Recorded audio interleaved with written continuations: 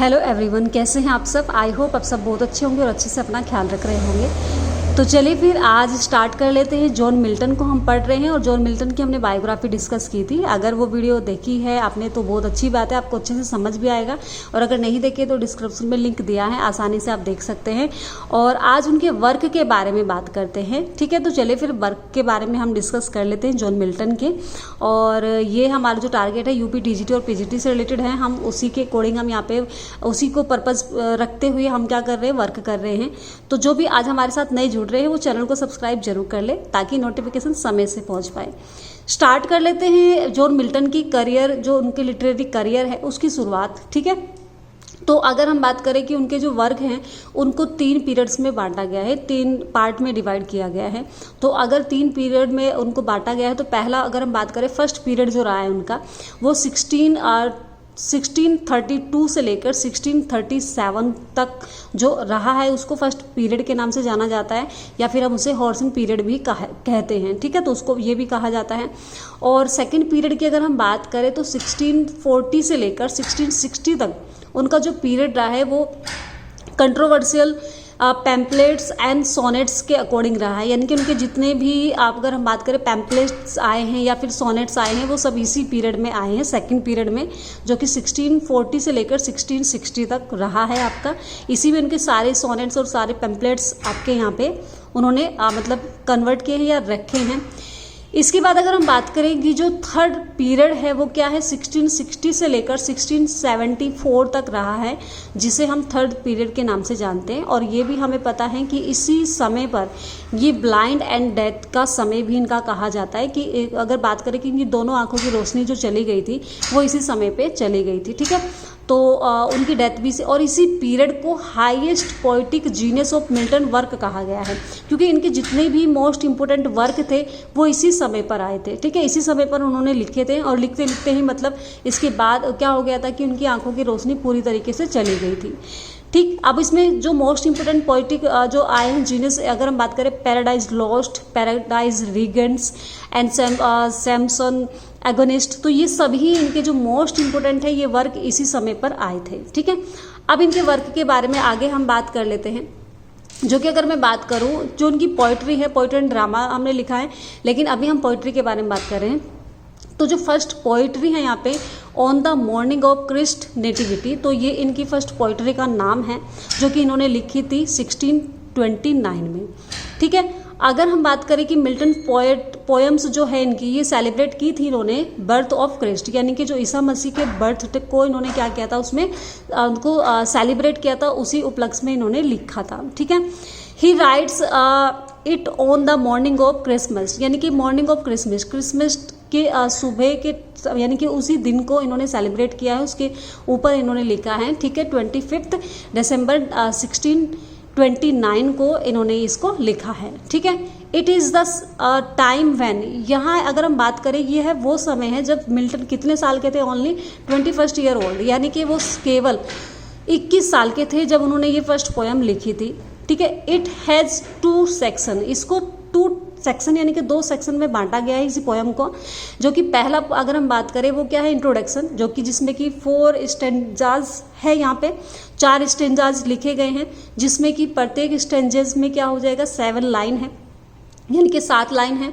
और अगर हम बात करें कि दूसरा जो है यहाँ पे द हेमन, यानी कि जिसको भजन भी हम कह सकते हैं, ठीक है, द हेमन, तो उसमें कितने हैं, 27 स्टेंजाज हैं, और इसमें ये 8 लाइन है, प्रत्येक में 8 लाइन है, इनकी 8 लाइन होती है, ठीक है। तो ये भी हमें ध्यान रखना है। नेक्स्ट अगर हम बात करें कि this poem is the proof of Edmund Spencer's influence on him, ये अगर हम बात करें प्रूफ करता है जो कि आपके एडमंड स्पेंसर्स है उनकी इन्फ्लुएंस को, ठीक है, इसमें दिखाया गया है। W.S. लोंडर सेड दैट, जो W.S. लोंडर यानी कि जो ऑथर है उन्होंने कहा है इसके बारे में कि I think it is comparable the novelist piece of lyric poetry in any modern language, यानी कि उन्होंने कहा कि मैं सोचता हूँ कि अगर हम आधुनिक लैंग्वेज के बारे में बात करें तो उनमें सबसे जो नॉवेलिस्ट में अगर हम कहें कि सबसे अच्छा जो पीस रहा है वो आपका इसी को उन्होंने माना है, मतलब इसी के बारे में उन्होंने तारीफ करते हुए इस बात को कहा है, ठीक है। चलिए आगे बढ़ते हैं। आगे क्या है, ऑन शेक्सपियर। तो उन्होंने ऑन शेक्सपियर के बारे में भी मतलब एक पोएम है उनकी जो कि ऑन शेक्सपियर उसका नाम है, ठीक है। ये कब लिखी थी, रिटन इन 1630 में लिखी थी। It is first publish poem, और ये इनकी फर्स्ट पब्लिश पोएम है जो कि इन्होंने फर्स्ट टाइम पे जो पब्लिश कराई थी वो कौन सी पोएम थी, ऑन शेक्सपियर। अगर हम बात करें यहाँ पे कि it appear anonymously in the second folio of plays by Shakespeare 1632। अगर हम बात करें कि यहाँ पे बताया गया है कि इन्होंने जो इनकी सेकंड पीरियड है या जो सेकंड फोलियो है जो विलियम शेक्सपियर का, उसको इन्होंने क्या किया है, जो कि क्या है कि जैसे अगर हम बात करें कि जो कि क्या है उसको यानी कि डिस्कस करते हुए इन्होंने लिखा है, ठीक है, जो प्रकट किया है, ठीक है, जो गुमनाम यानी कि जो फोलियो है उसको इन्होंने प्रकट किया है, उसके बारे में यहाँ पे बताया गया है, ठीक है। इट बियर्स द टाइटल, इसका जो टाइटल है, इसका जो शीर्षक रखा गया है, इन्होंने क्या रखा है, इन्होंने an epitaph on the admirable dramatic poet William Shakespeare, ठीक है। तो इन्होंने इसके बारे में यहाँ पे बताया है, कहा है कि यानी कि इसका जो शीर्षक है यानी कि प्रशंसनीय नाटकीय कवि विलियम शेक्सपियर पर एक क्या है, समाधि लेख। तो समाधि लेख इन्होंने इसके बारे में बताया गया है। तो ये इस तरह से इन्होंने इसका टाइटल रखकर इसके बारे में लिखा है। नेक्स्ट जैसे इन्होंने एक कोट भी लिखा है कि मतलब उन्हीं उसी पोयम का मतलब ये 2 लाइन है यहाँ पे, डियर सन ऑफ मेमोरी, यानी कि स्मृति के जो प्यारे पुत्र, ग्रेट हेयर ऑफ फेम, यानी कि प्रसिद्धि के मालिक या प्रसिद्धि के उत्तराधिकारी, what needs the such weak witness of they name, यानी कि उन्होंने कहा है कि उन्होंने इस तरह से उनके बारे में तारीफ करते हुए कहा है कि तुम्हें उनके मतलब किसी भी यानी कि विटनेस की, किसी गवाह की आवश्यकता नहीं है तुम्हारी तारीफ के लिए, जो कुछ तुमने किया है तो उसके लिए तुम्हें मतलब, तो इस तरह से उन्होंने उनकी प्रशंसा करते हुए लिखा है कि तुम्हें मतलब किसी भी वीक, किसी भी कमजोर विटनेस की, गवाह की आवश्यकता नहीं है, क्योंकि तुमने इतना अच्छा लिखा है, इतना अच्छा कुछ मतलब तुमने सब कुछ लिखा है। तो उनकी तारीफ करते हुए इस तरह से उन्होंने इसके बारे में बताया है, ठीक है। तो ये ऑन शेक्सपियर में उन्होंने डिस्कस किया है। नेक्स्ट हमारी जो पोयम आती है एल एलोग्रो, ठीक है। एल एलोग्रो में इन्होंने बताया है कि ये कब लिखी है इन्होंने, ड्यूरेशन की अगर हम बात करें 1631 से लेके 34 तक अगर हम बात करें, यानी कि 1631 से 1634 तक इन्होंने मतलब इसको लिखा है, और इसको जो पब्लिश कराया था वो 1654 में 45 में कराया था, ठीक है। तो ये हमें ध्यान रखना है, यानी कि 1645 में ये पब्लिश हुई है। It is a Milton's pastoral poem, ये इनकी एक पेस्टोरल पोयम है, ये भी हमें ध्यान रखना है। अच्छा, ये जो पोयम है ये ट्विंस पोयम के नाम से जानी जाती है। इसी की एक और जो पोयम है जो कि लिखा हुआ है एल इन पेंसोरेसो, ठीक है। तो पेंसोरेसा भी क्या है, इसी की एक मतलब जुड़वा हम कह सकते हैं पोयम है, ठीक है। तो जुड़वा बहन जैसे कि कहा गया है, नॉर्मली ये कह सकते हैं कि ये दोनों एक साथ लिखी गई हैं। और अगर हम बात करें the title is an Italian word, इसका जो टाइटल दिया गया है वो एक इटालियन वर्ड के रूप में दिया गया है। इट मीन्स जिसका मीनिंग होता है द हैप्पीनेस, ठीक है। तो एल्गरी का जो मीनिंग होता है द हैप्पी मैन होता है, ठीक। तो ये हम इसमें बता सकते हैं। एंड यहाँ पे दूसरा जो दिया गया है एल पेंसोरेसो, जो कि जिसका मीनिंग क्या होता है द मेलंकोली मैन, यानी कि अगर हम बात करें यहाँ पे कि इसे कहा गया है दुख की मतलब दुख की देवी या के बारे में यहाँ पे कहा गया है, इसको दुख की देवी, और एलोगिरी को कहा गया है यानी कि सुख की देवी, ठीक है। तो इन दोनों को इस तरह से यहाँ पे सुखवाद की देवी और इसे दुखवाद की देवी बताया गया है। तो इस तरह से इन्होंने दो चीज़ों को यहाँ पे रखकर लिखा गया है कि एक सुख होता है और एक दुख होता है, तो दोनों को ही डिस्क्राइब किया है इन्होंने, दोनों के बारे में बताया गया है। The poet address versus Greek gods, जो पोएट एड्रेस करता है एक गॉड्स को, ठीक है, एक गॉड्स को करता है, देवी को करता है जो कि ग्रीक देवी है। एंड यूजेस पर्सनलिफिकेशंस, इन्होंने पर्सनिफिकेशन का मतलब मानवीयकरण को यहाँ पे बताया गया, मतलब उसके बारे में डिस्कस किया गया है। He ask melancholy to go the go to the people who live in utter darkness. यानी कि अगर हम बात करें कि अस्क कहा गया है, यानी कि बताया गया है कि जब दुख आ जाता है तो क्या हो जाते हैं कि जो लोग होते हैं वो घबरा जाते हैं, डार्कनेस यानी कि छा जाता है, अंधकार छा जाता है, तो दुख का वातावरण छा जाता है। He ask her to give him happiness. तो फिर क्या होता है कि कहा गया हैप्पीनेस किसको कहा, एलेगरी को कहा गया है, जो कि हैप्पीनेस लेकर आती है। ठीक है, तो इस तरह से यहाँ पे चीज़ों को कन्वर्ट मतलब इन्होंने डिस्क्राइब किया है, बताया गया है। द सन राइज की सूर्य उदय हो रहा है, पीपल फील चेयरफुल, जो पीपल है वो क्या कर रहे हैं, मतलब खुशी महसूस कर रहे हैं और अब अपनी एक दिन की शुरुआत कर रहे हैं। तो ये एल्गरी के अकॉर्डिंग बताया गया है। द मॉर्निंग इज ब्यूटीफुली, यानी कि जो सुबह हुई है वो एक खूबसूरत सुबह हुई है, उसको डिस्क्राइब किया गया है। इट बिकम्स अ सिंबल, जो कि सिंबल होता है होप एंड जॉय का, यानी कि आशा का और खुशी का। ठीक है, तो ये एल्गरी में यहाँ पे बताया गया है।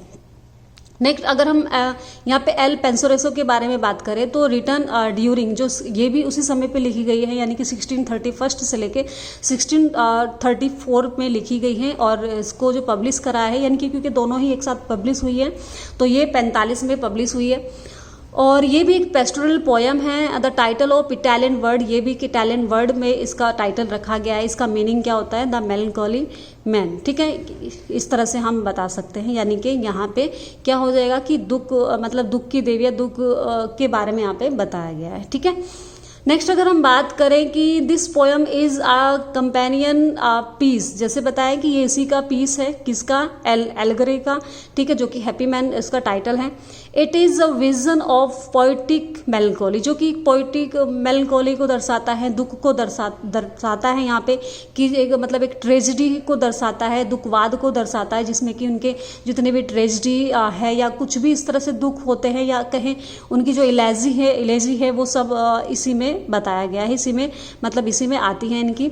द स्पीकर आइडियलाइज, यानी कि आइडियलाइज करता है यहाँ पे मेलनकोली मूड को, अटेन यानी कि समथिंग लाइक, तो इस तरह से वो चीज़ें यहाँ पे बताई गई हैं। ठीक है, जो दुख के बारे में बताई गई है। It presents the description of the evening, जो कि इवनिंग हो रही है, मेलनकोली यानी कि समय, शाम का समय है, तो उसको यानी कि दुख आ रहा है वो बताया गया है यहाँ पे। ठीक है, involves melancholy and invites her to be part of his life, जो कि एक पार्ट, अब लाइफ यानी कि लाइफ का एक पार्ट है मेलनकोली भी या दुख भी। तो उस तरह से दुख और सुख को बताया गया है कि दोनों ही जीवन के पार्ट है, दोनों को ही हमें अपने जीवन में महसूस करते हुए चलना होता है। ठीक है, तो उस चीज़ को यहाँ पे कन्वर्ट करके इस तरह से समझाया गया है। ठीक है, चलिए आगे बढ़ते हैं। आगे हमारे पास है लाइसिडेस कह सकते हैं इसको। रिटन इन कब लिखी गई है, 1637 में लिखी गई है, पब्लिश की गई है 1638 में। ठीक है, तो ये हमें इनके लिखने का ड्यूरेशन और इनका पब्लिश का ये हमें ध्यान रखना है बहुत अच्छे से। और ये भी एक पेस्टोरल इलेजी है, यहाँ पर बताया गया, ये इलेजी है यहाँ पे। It is an इलेजी on death of king Edward king, यानी कि एडवर्ड किंग की डेथ पर ये इसको क्या किया गया, लिखा गया है। ये एक इलेजी है, शोक है, यानी कि शोक कह सकते हैं, शोक गीत है, जो कि इन्होंने अपने दोस्त, अपने मित्र के उनकी डेथ पर लिखा है, जो कि क्या है, he is Milton friend at, कब कहाँ पे थे इनके दोस्त, ये क्रिस्ट कॉलेज में, कैम्ब्रिज में जब ये पढ़ते थे वहाँ पर इनके मित्र थे, तो उन्हीं की याद में इन्होंने लिखा है। He is drowned while crossing from Chester Bay to Dublin. यहाँ पे बताया गया कि जो उनकी मौत हुई थी, जो उनकी मृत्यु हुई थी, वो कब हुई थी, किस तरह से हुई थी, तो वो यानी कि चेस्टर जो आपका यहाँ पे बात करें तो उससे जाते हुए क्या हो गए थे, डब्लिन को जाते समय वो डूब गए थे। तो इसी तरीके से उनकी मौत को बताया गया है कि वो किस प्रकार से मर गए थे, डूब गए थे वहाँ पर। ठीक है, तो इस चीज़ से यहाँ पे ये सब चीज़ें पूरी पोयम में दर्शाया गया है, बताया गया है। The poem has 193 lines. इसमें जो कितनी लाइन की है ये पोयम आपकी, यानी कि 193 लाइन की है। It is in irregular reaming, ये क्या है, एक अनियमित तुकबंदी में लिखी गई है। The poetic involve the muse of poetic inspirations. अगर हम बात करें कि यहाँ पे जो कि किसको प्रेरणा देते हुए, यानी कि कहें कि यानी कि संगीत की देवी को यहाँ पे करते हुए, मतलब उनका आह्वान करते हुए ये चीज़ बताई गई है, लिखी गई है। Samuel Johnson criticise this poem and called it, लेकिन जो सेवन जॉनसन हैं उन्होंने क्रिटिसाइज किया था इस पोयम को और लिखा था इजी, वगलर एंड देयरफॉर डिस्गस्टिंग। तो इस तरह से उन्होंने इसके बारे में इस तरह से चीज़ें बताई हैं कि ये बहुत अश्लील है, आसान है या भद्दा है, इस तरह से कुछ चीज़ें इन्होंने बताई है इसके बारे में। तो ये उनका कमेंट रहा है, उन्होंने इसको क्रिटिसाइज किया था इस तरह से कहकर, तो ये भी हमें ध्यान रखना है। ठीक है, नेक्स्ट अगर हम बात करें, अब हमारे जो मोस्ट इंपॉर्टेंट है वो क्या है आपका पैराडाइज लॉस्ट। तो paradise lost written in duration 1658 से 1665 तक। ठीक है, तो यहाँ पे ये हमें ध्यान रखना है कि 1658 में उन्होंने लिखना स्टार्ट किया था और 65 तक कंप्लीट किया था, और जो पब्लिश किया था इसको तो पब्लिश किया था 1667 में। ठीक है, 1667 में इसको पब्लिश कराया था, और ये एक इपिक है जो कि ब्लैंक वर्स में लिखा गया है, ये भी हमें ध्यान रखना है। It is in the manner of Virgil's ancient, यानी कि एक मैनर के बारे में यहाँ पे बताया गया, मैनर लिया गया है जो कि इट इज़ पब्लिश्ड इन 1667 में 10 बुक के साथ इसको क्या किया गया था, लिखा गया था, पब्लिश किया गया था 10 बुक्स में। द सेकेंड एडिशन लेकिन जो इनका सेकेंड एडिशन आया था, ठीक है, आउट विद 12 बुक्स, 12 बुक के रूप में, यानी कि 12 बुक थी उसमें, और ये आपका किस में आया, कब आया था, ये 1674 में आया था with the some minor versions and a note of the verifications, यानी कि इसी में इस चीज़ को बताया गया है कि जो भी सम माइनर्स थे हैं, जो यानी कि मिनर जो भी रिविजन्स यानी कि किया गया है उसी चीज़ को बताया गया है, वेरिफिकेशन किया गया है। Paradise lost is about the fall of man, यानी कि पैराडाइज लॉस्ट में बताया गया है कि किस प्रकार से पतन होता है, यानी कि एक व्यक्ति, एक इंसान का पतन दिखाया गया है। ठीक है, the temptation of Adam and Eve and exploration of Adam and Eve from the garden of Eden, यानी कि यहाँ पे इस प्रकार से बताया गया है कि किस प्रकार से एडम एंड ईव नाम के दो व्यक्तियों को क्या किया गया है, निष्कासित किया गया है गार्डन से, गार्डन ऑफ ईडन से। तो उस चीज़ को यहाँ पे बताया गया है। His purpose is to justify the ways of God to man, यहाँ पे बताया गया इसका पर्पज क्या है, इसका उद्देश्य क्या है कि जस्टिफाई किया गया है कि भगवान जो करता है वो सही करता है, उसके करने का तरीका सही होता है। ठीक है, सैटर्न डिफाइल्स हिज क्रिएटर एंड वेग्स अ वार, यानी कि बताया गया कि जो शैतान होता है वो अपने ही क्रिएटर यानी कि अपने ही रचनाकार से युद्ध करने के लिए तैयार होता है, युद्ध करने यानी कि ललकारता है। तो यानी कि भगवान से ही कहता है कि मैं तुम्हारे साथ युद्ध करूंगा। ठीक है, तो इस तरीके से बताया गया है कि इंसान मतलब उस चीज़ को क्रिटिसाइज किया है कि जो अगर हम बात करें जीवन में होता है, जो समाज में होता है कि हम लोग इतने अपराध करने पर निर्भर हो जाते हैं, इतने हम अपराध करने लग जाते हैं कि हम ये भूल ही जाते हैं कि जिसने हमें बनाया है हम उसी के खिलाफ जा रहे हैं। तो जैसे उस चीज़ को इस तरह से डिस्क्राइब किया गया है, बताया गया है यहाँ पे। तो वही सब चीज़ें यहाँ पे इन्होंने ये एक बाइबल से इन्होंने इस चीज़ को उठाया हुआ है और अपने तरीके से उस चीज़ को लिखा है पैराडाइज लॉस्ट में, जो कि बाइबल से ज़्यादातर उन्होंने वो सारी चीज़ें कैरेक्टर्स वगैरह वो इस तरह से अपने तरीके से डिस्क्राइब करने की कोशिश की है। एंड अगर हम बात करें the 7th books is the shortest books, जो कि 7th बुक है वो सबसे छोटी है, जिसमें कि कितने लाइन हैं, केवल यहाँ पे 670 लाइन्स यानी कि 670 लाइन्स है इसमें। और अगर हम बात करें द 9th बुक, जो कि 9th वाली बुक, जो 9th बुक है, जो 9 बुक्स है, इज द लॉन्गेस्ट बुक, ये वो क्या है, वो सबसे बड़ी बुक्स है, जिसमें कि कितनी लाइन है, यानी कि यहाँ पे 1189 लाइन्स है। तो इस तरह से हम देख सकते हैं कितनी यहाँ पे पैराडाइज लॉस्ट के बारे में बताया गया है। हालांकि सिर्फ मैंने सिंपल आपको बिल्कुल बहुत ही शॉर्ट वे में चीज़ें बताई हैं, बाकी जब हम डिटेल में पढ़ेंगे तो हम डिस्कस करेंगे स्टोरी वगैरह कंप्लीट। ठीक है, नेक्स्ट हम बात करते हैं पैराडाइज रिगेंस। पैराडाइज रिगेंस के बारे में हम बात करते हैं। कब लिखी गई है, 1671 में लिखी गई है। It is an EPIC poem, ये एक इपिक पोयम है जो कि ब्लैंक वर्स में ही लिखी गई है और इसमें 4 बुक है। ये हमें ध्यान रखना है कितनी बुक है, इसमें 4 बुक है। This book is compose at his cottage in कैलफोर्ट सेंट गिल्स। ठीक है, तो यहाँ पे बताया गया कि कहाँ से कहाँ पर कंपोज की गई है, ये कॉटेज में, जो कि कैलफोर्ट सेंट गिल्स में, वहाँ पे उन्होंने कंपोज की है।